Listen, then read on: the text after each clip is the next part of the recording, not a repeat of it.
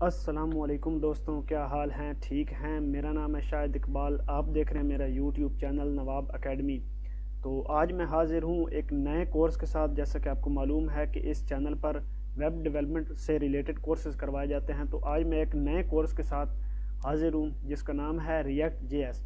तो स्टूडेंट्स, आपको मालूम होगा कि अगर आप HTML CSS जावास्क्रिप्ट करके आ रहे हैं तो अब आप फ्रंट एंड में एक एक्सपर्ट होना चाहते हैं, यानी फ्रंट एंड को पूरा आप अडॉप्ट करना चाहते हैं। तो उसके लिए एक बेहतरीन ऑप्शन है आपके पास रिएक्ट जेएस, और फिर रिएक्ट जेएस के बाद मर्न स्टैक। तो इसी हवाले से मैंने ये कोर्स कंपाइल किया है रिएक्ट जेएस का। तो ये मैं आपके साथ शेयर करने जा रहा हूँ, जिसमें हम ज़ीरो से एडवांस लेवल तक रिएक्ट जेएस को पढ़ेंगे। ये क्या है और ये हमें क्यों सीखनी चाहिए और ये हमें क्यों ज़रूरी है आज के टाइम में। तो चलिए देख लेते हैं कि रिएक्ट जेएस हमें क्यों पढ़नी चाहिए, इससे हम क्या क्या कर सकते हैं और इसके क्या एडवांटेजेस हैं और इसकी क्या बेनिफिट्स हैं हमें, ठीक है, वेब डेवलपमेंट में। तो चलिए देख लेते हैं। तो सबसे पहले व्हाट इज़ रिएक्ट जेएस। अब व्हाट इज़ रिएक्ट यानी रिएक्ट जेएस क्या है? React JS is a JavaScript library for building user interface. ठीक है, रिएक्ट जेएस, जेएस आ गया यानी कि जावास्क्रिप्ट। रिएक्ट जेएस यानी ये जावास्क्रिप्ट की एक लाइब्रेरी है। किसके लिए काम होती है?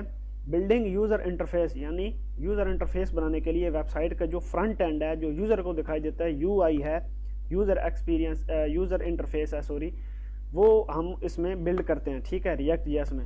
यानी आपको पता चल गया होगा रिएक्ट जेएस में हम वेबसाइट का फ्रंट एंड बनाते हैं। ठीक है, लेकिन ये बहुत ही खूबसूरत तरीके से हम इसे बनाते हैं, ये हम आगे जाकर देखेंगे। ठीक है, वो तो हम HTML CSS में बनाते हैं, लेकिन इसका क्या फ़ायदा है, ठीक है, वो हम आगे देखेंगे।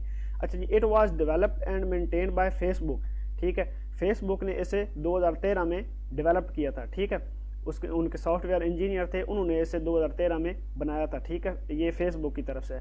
और उसके बाद it was developed to solve Facebook's issue of updating and running UI efficiently in complex application. Facebook ने इसे डिज़ाइन किया था कॉम्प्लेक्स एप्लीकेशन जो हैं उनका यूआई एक आसान तरीके से बनाने के लिए, यानी जो कॉम्प्लेक्स आपकी वेबसाइट्स होती हैं, ठीक है, उनका यूआई एक आसान तरीके से बनाने के लिए फेसबुक ने इसे वो बनाया था 2013 में। ठीक है, तो ये बात आपने याद रखनी है।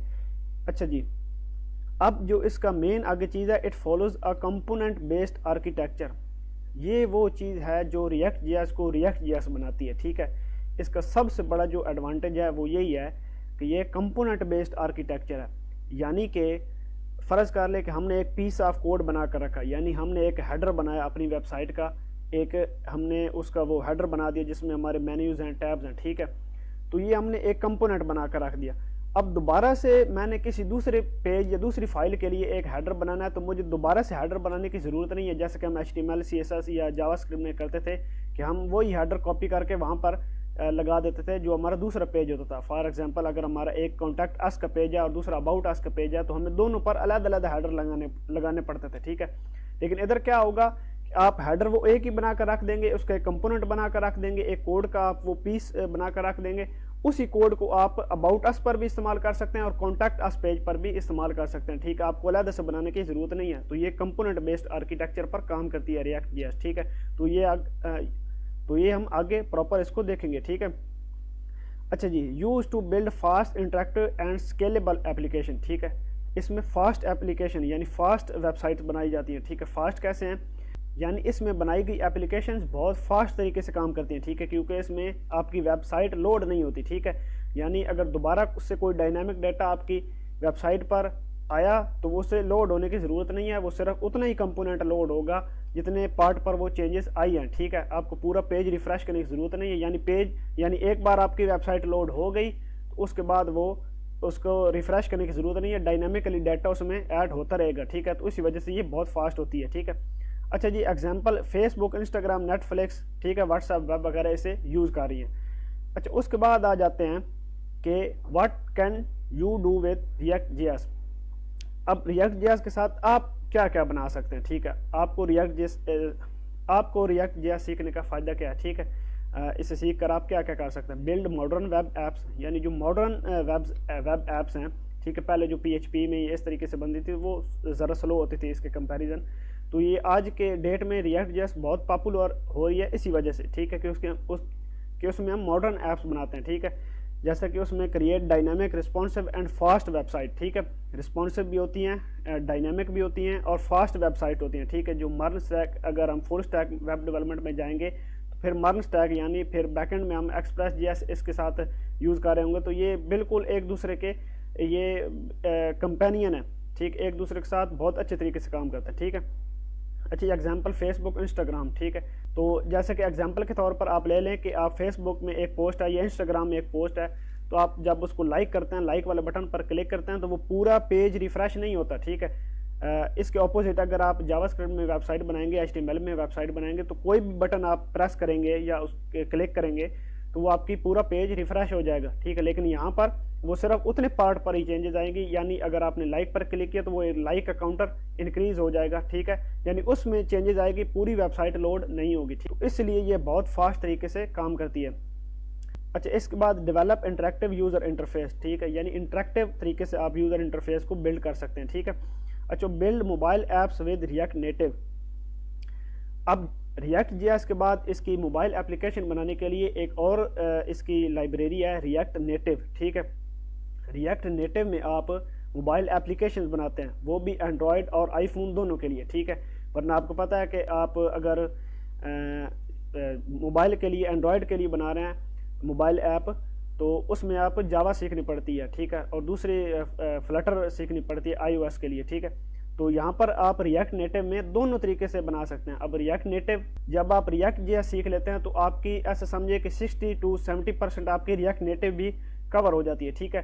तो ये सीख कर आपको ये फ़ायदा है कि आप रिएक्ट नेटिव में भी 60 to 70% आप एक्सपर्ट हो गए, आप मोबाइल एप्लीकेशन भी आगे बना सकते हैं, ठीक है। उसके बाद create scalable web application best for enterprise level use by companies like Facebook, Uber and WhatsApp, ठीक है। और ये सिंगल पेज एप्लीकेशन। अच्छा, इसमें आप एंटरप्राइज लेवल की यानी कंपनीज के लेवल की वेबसाइट बना सकते हैं, ठीक है। जैसे कि फेसबुक हो गया, उबर हो गया एंड व्हाट्सएप जो है वो उसी तरीके पर काम करती है, ठीक है, रिएक्ट जेएस पर। अच्छा, उसके बाद सिंगल पेज एप्लीकेशन, यानी एक ही आपकी वो एक बार आपकी वेबसाइट लोड हो गई, वो पेज आपको शो हो गया, उसके बाद दोबारा आपको रिफ्रेश करने की ज़रूरत नहीं है, वो सिंगल पेज ही यानी डायनामिकली डेटा उसमें रेंडर होता रहता है, ठीक है। तो उसमें दोबारा आपको रिफ्रेश करने की ज़रूरत नहीं, इसी वजह से ये बहुत फास्ट तरीके से काम करती है, ठीक है।